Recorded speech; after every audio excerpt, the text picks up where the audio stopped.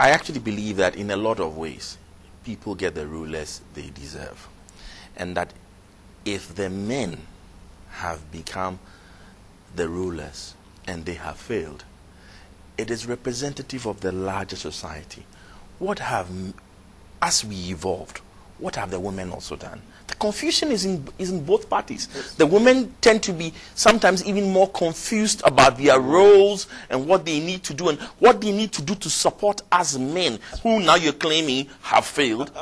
I'm sorry, Joe, but I would like to, I don't understand this about, people get the rulers they deserve. I don't think so. Okay. I don't think so. You don't think so? No, because sometimes Nigeria, don't let me talk about it.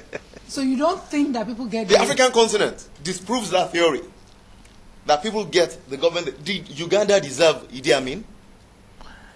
That's what I'm saying here. Now, I had a professor of law who described our country as a failed nation. Because basically... A failed nation of who? Failed by who? Failed nation. Failed by its rulers. Failed in the fact that, like we said here, like was just said here, provision wasn't made, health care, whatever, education, everything has gone to the dogs. And until this governor who began to do beautification of roads, we had a public toilet that was Marina. And we called our country a tourist center. You could tell. I mean, if you see a man defecating on the public highway at 8 a.m., you know something is wrong. Right, Wale, you don't seem to agree with that earlier statement about, it's we are all responsible for the government that we have. I don't. Can I? Go on. Yeah. I don't agree with the fact that we are responsible, that we get the government we deserve.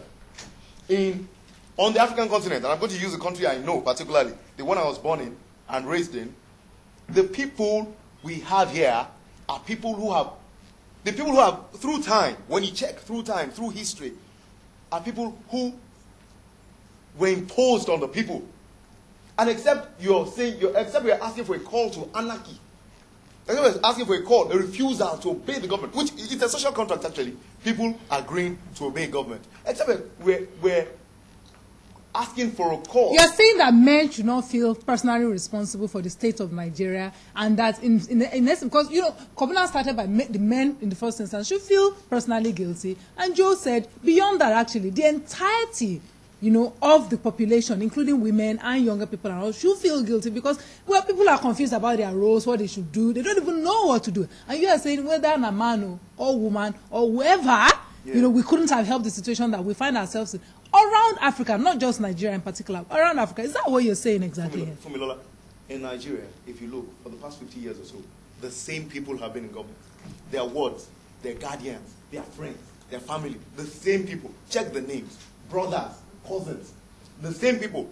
They use this one son, minister here. So the fact that fact has been made. Are you saying therefore that there was nothing we could have done about it? No. If the thing we could have done was what we wanted to do in 1993, when someone won the elections and it was annulled, we wanted to take to the streets and we wanted to fight it out, and I would have done that. I would have resisted with whatever means I had. But the man who was supposed to be a this sounds like this.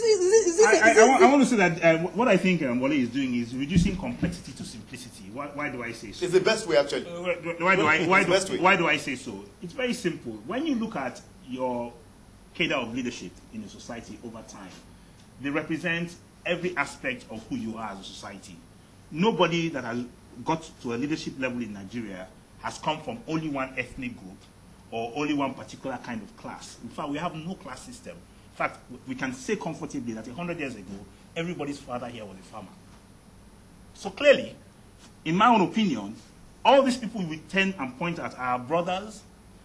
In fact, the way Nigeria works, we're all related, one way or the other, in one shape or form, to everybody who has been a leader in Nigeria before. No, that's the simplicity. Let me finish the point I'm trying to make so you understand.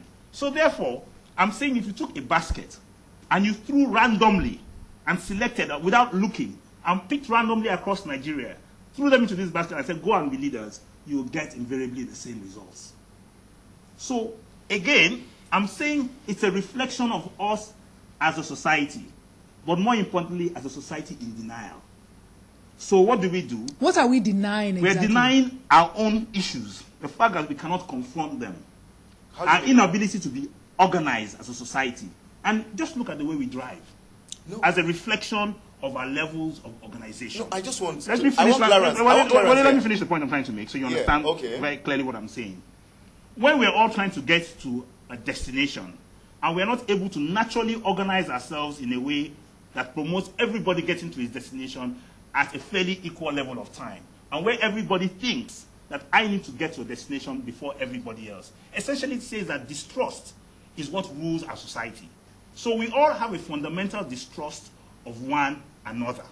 So when you have that working, there is no sense that organization or we will subsume our egos into a process. We're all carrying around, and especially men, unfortunately, are carrying out these huge, massive egos. And women now are learning how to be like men because they feel that's the only way they can get ahead.